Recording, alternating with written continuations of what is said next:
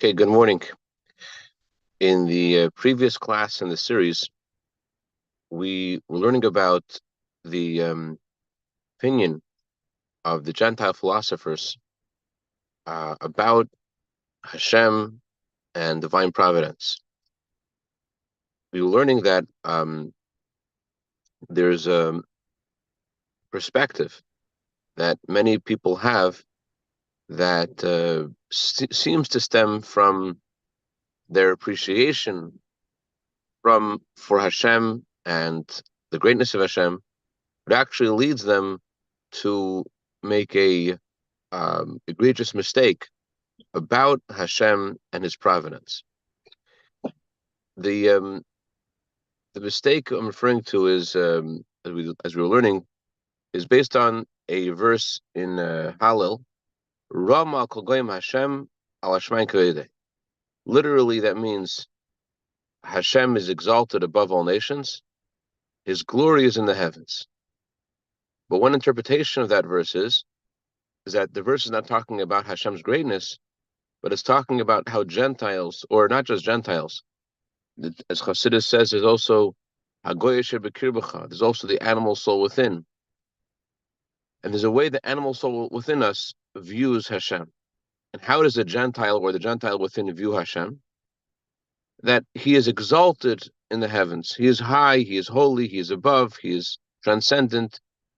And because He is transcendent, because He is so holy, because I appreciate His glory, say the Gentile philosophers, I assume that His glory is in the heavens. Because He is so great, it would be sacrilegious, it would be an insult to think that He is involved in the day-to-day of my life, because He is too high and too holy to have any connection to what's going on down here. And instead, they maintain al hashamayim k'yodei. His glory is in the heavens. And this is also something that affects not only their view of Hashem Himself, but also this affects their view of the service of Hashem. What is the kind of thing that He would find interesting, that it would be meaningful to Him, that would be fitting to be called service of Hashem? Only something which is very spiritual and holy. So, for example, studying Torah, this intellectual pursuit may find favor in His eyes, or achieving a real love and reverence for Him, that may be significant to Him. If I'm engaged in something heavenly, then it would matter to Him.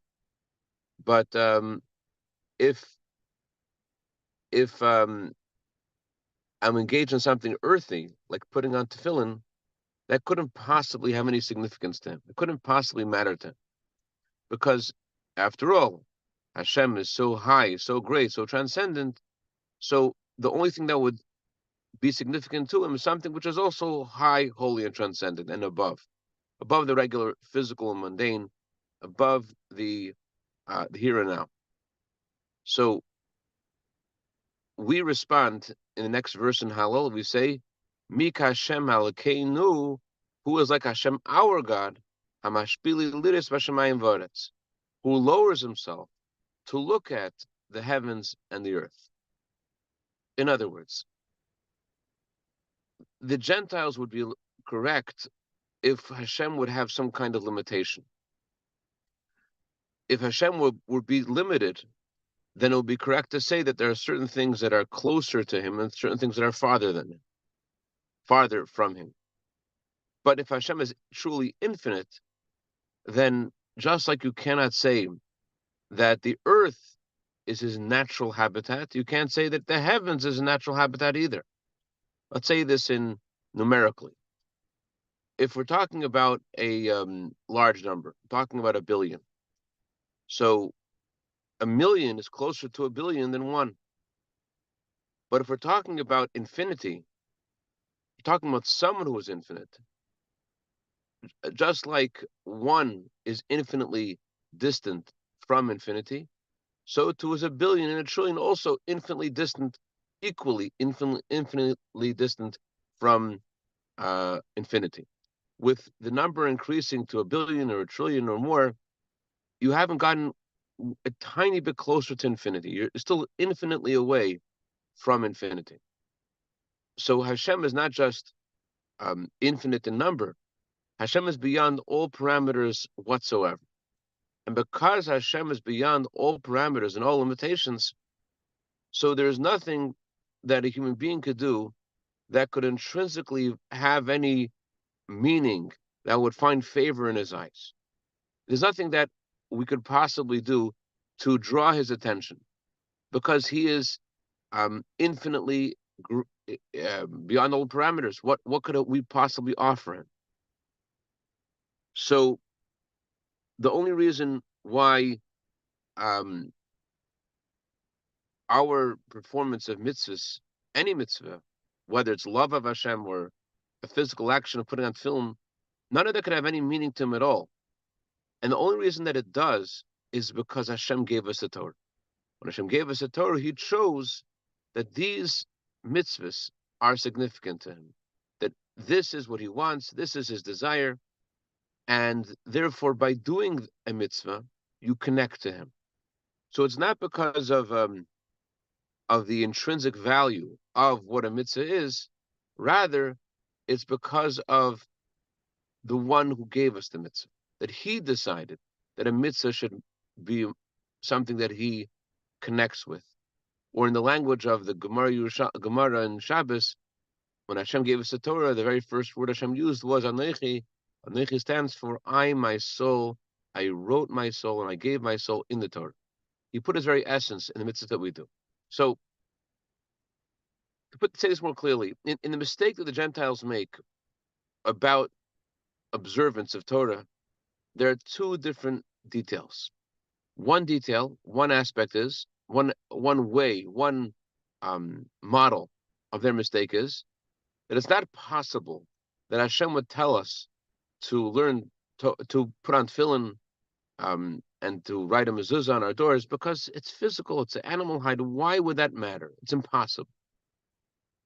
But there's a second model in their mistake, and that is they believe that a second opinion within that same kind of framework of this mistake that Hashem's glory is only in the heavens.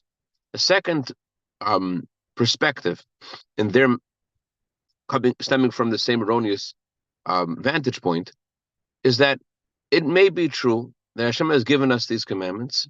He has told us to put on tefillin. He has told us to put a mezuzah on our doors. However, the meaning of the tefillin, the meaning of any mitzvah, is because of its spiritual content. It's not meaningful in of itself. It's only meaningful because of what it contributes to our experience. So by, let's say, the mitzvah of tefillin, the meaning of the mitzvah of tefillin is to dedicate our hearts and minds to Hashem. So we should give over to Hashem our feelings and our thoughts. From this perspective, from this erroneous vantage point, they could see Hashem commanding us to put on tefillin, but only for the purpose of as a prop to inspire a more heartfelt subservience to Hashem, a more deeper devotion to Hashem. That's why He gave us the mitzvah tefillin. They could see Hashem commanding us to eat matzah on Passover in order to make the commemoration of our Exodus more real to us. So they see the in their yardstick, the highest element of the yardstick is feelings and thoughts and spiritual content, but the physical action has no meaning, no intrinsic meaning.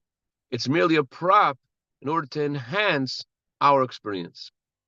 That's how they see the value of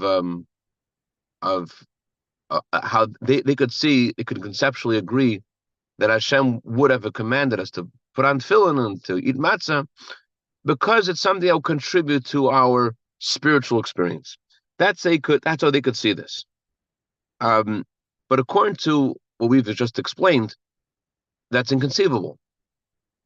Because just like if Hashem had not given us the Torah, Just like tefillin would be insignificant, so too would reverence, so too will love and reverence and understanding also be equally insignificant to Hashem. Without the giving of the Torah, chas v'shalom, just like matzah is meaningless, so is love meaningless. So is understanding meaningless. The greatest creature, the greatest angel and soul in heaven, doesn't have any closer understanding of Hashem himself than we do. So just like we cannot say that our tefillin would summon his attention, nor can we say that our understanding or our love or our reverence would summon his attention. And the only reason that it does summon his attention is only because he gave us the Torah.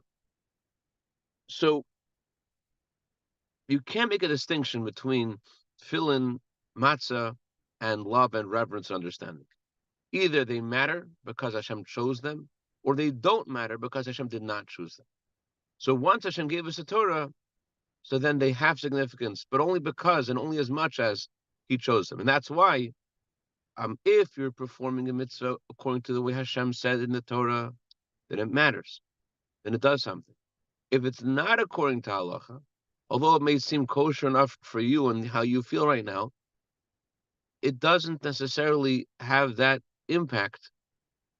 It certainly doesn't have that impact if it's not according to Hashem's stricture as he placed in the Torah of what he considers a mitzvah. If it's not the will of Hashem, if it's not what he said in the Torah, it doesn't do anything. It's only because Hashem said in the Torah that it has significance. So the yardstick isn't about what's higher and more spiritual. The true yardstick is this in sync with the will of Hashem or not? And this helps us understand a peculiar, it seems, a halacha. Halacha is, if someone were to refuse to eat matzah on Passover, I'm not interested. I don't like matzah. Matzah is terrible. And these Gentiles would come over to him. They would force him to eat matzah. So he's only eating the matzah because he was forced to eat the matzah. And then he, after this whole experience, he's like, you know what? I want to do this the right way. I'm going to eat the matzah because Hashem said so. And he wants to eat now more matzah. Can he say a bracha on the matzah? And the answer is he can't, because he's already done the mitzvah. That seemingly very defiant activity of being coerced to eat the matzah actually fulfilled the will of Hashem. And his submissive desire to fulfill the will of Hashem isn't achieving, or if he made a blessing on that, he would be taking God's name in vain, because it doesn't matter. The vis-a-vis fulfilling the will of Hashem, he's already fulfilled the will of Hashem, and now he can't say a blessing, blessed are you, Lord our God, who has commanded us, because he's already fulfilled that commandment. So the yardstick of his feeling and his understanding, the yardstick of how to look at that is, is he fulfilling the will of Hashem? And the answer is, in this instance, he's not fulfilling the will of Hashem. Although he feels greater, he feels more excited about doing the mitzvah now, but vis-a-vis how Hashem looks at it, the mitzvah has been done already. You cannot say a blessing. It's hard for us to comprehend this, but it's not surprising, because we're just, human beings. How could we possibly understand the fact that we could understand something about Hashem and his Torah? That's surprising. That's wondrous. So this also gives us great insight into another interesting phenomena. You go anywhere in the world and you meet these Chabad activists on Main Street, USA, or Main Street, Kobe in Japan, Dakar, Madagascar, Antananarivo, wherever you go, and they go over to Jews who are seemingly completely disinterested in doing this mitzvah tefillin. And the Chabad man goes over to them and he encourages them to put on the tefillin, and they put on the tefillin. And people wonder, what have you accomplished by asking this guy to put on tefillin? He's putting on tefillin because he's a nice guy, and you're asking him to. but it doesn't really matter to him. It's not something which he himself wants to do. He's only doing this because he's a gentleman.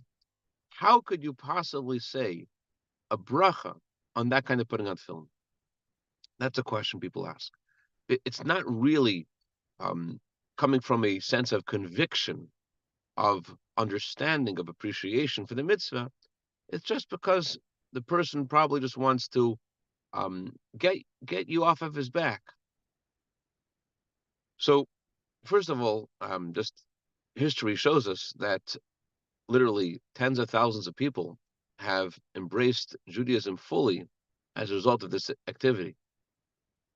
But the reason why tens of thousands of Jews have embraced Judaism as a result of this activity is not because they were convinced intellectually of them or emotionally to the meaning of tefillin. It's the opposite, is that the mitzvah itself is considered a mitzvah independent of the person's appreciation for it. The holiness, we say before putting on the tefillin, blessed are you, Lord our God, who has sanctified us with his commandments. The sanctity of Hashem envelops a person who fulfills the will of Hashem, whether or not he has a feeling, whether or not he has understanding, whether or not he has appreciation. This is still the will of Hashem. It doesn't matter if he appreciates it or not. Actually, if someone only feels that film is significant because of their appreciation for the mitzvah, that doesn't call into question why someone who considers himself secular, why their tefillin may or may not be significant. It calls into question his own tefillin. A religious person putting on tefillin. What is its significance? Why is it significant? Is it significant because because this person feels love and reverence for Hashem? Is the yardstick like the Gentile yardstick, where the greatness of Hashem is measured in a way that whatever's heavenly is greater, whatever's earthly is smaller? Is that the yardstick? If that's the yardstick, then it will make sense that the religious person's tefillin is better than the person who's not religious. But if they're true, if things are really as the truth is, that Hashem is truly infinite, and the only reason why tefillin is significant is because Hashem shows this mitzvah to matter, then there is then the tefillin that I put on, and any religious person puts on, and the tefillin that a person who is completely in the dark about the real significance of tefillin, his tefillin is also equally significant because it's fulfilling the will of Hashem, the Ratzon HaElyon, the will of Hashem. I'm not getting closer to the will of Hashem because of me. I'm only able to fulfill the will of Hashem because of him, because Hashem decided. And therefore, my tefillin are only important because Hashem decided they're important, not because I appreciate them, not because I like them. This explains interesting law in Gemara and Ksubah stuff 86. The Gemara says, if someone does not want to shake the lulav and esrog, don't try this at home, folks, but this is what the Talmud says. He is beaten, and until he agrees to put on tefillin, but to the lulav, tefillin, esrog, until sundown. He's beaten until he agrees to put on the tefillin, and if not, keep on beating him. However, that's only until sundown. Once sundown comes, you don't touch the guy. In fact, if you touch the guy after sundown, you're violating a prohibition of the Torah. You cannot smite your brother. You cannot hit another person. Till sundown, you hit him until he agrees to put on tefillin. After sundown, don't touch him.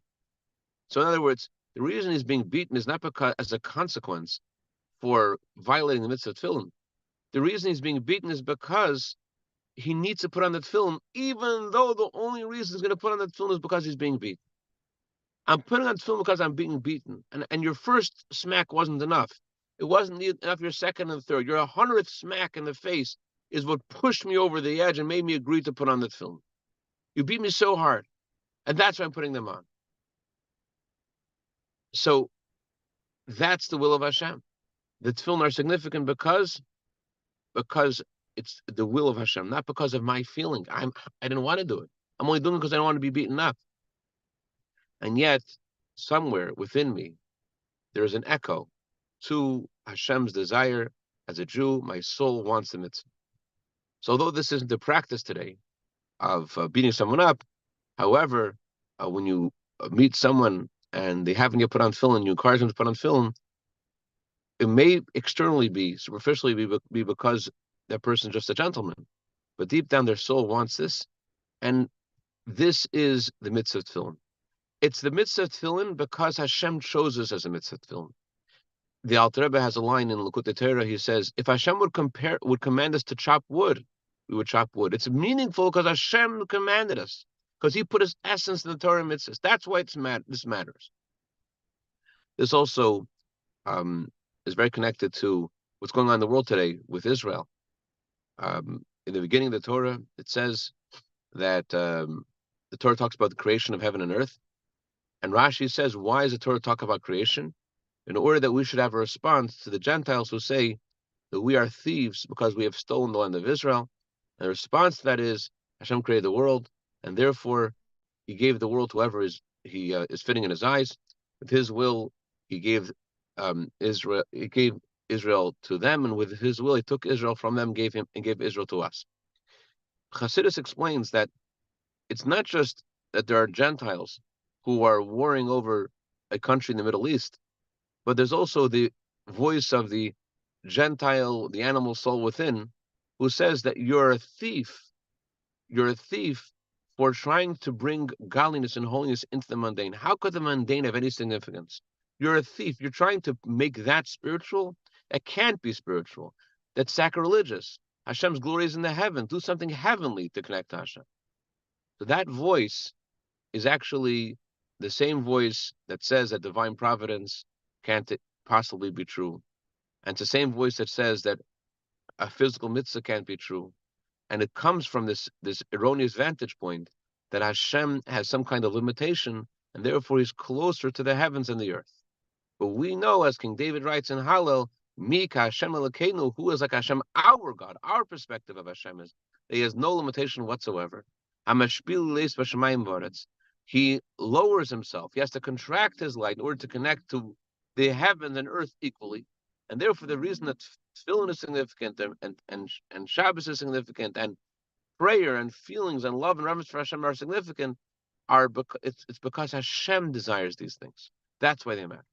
And therefore, a mitzvah is something that really affects everything that goes on in the whole world. It's the will of Hashem, and that's why mitzvah is so powerful.